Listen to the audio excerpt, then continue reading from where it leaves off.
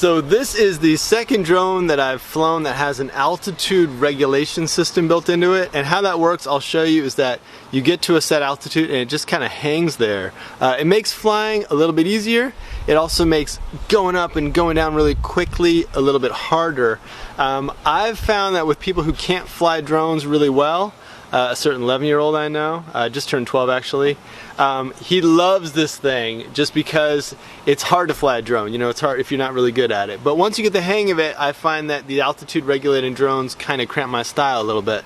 Anyway, I'm just going to fly this guy and show you what it's like in the air.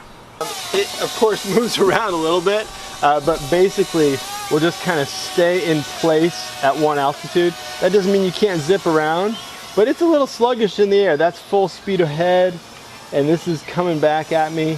So, you know, it moves pretty good, but it's just not as fast and zippy as a non-regulating, you know, free-form drone. With that said, this thing is really easy to fly. This is like one hand right here, because all I'm using is the fore and aft, and the altitude regulation obviously is, you know, set in.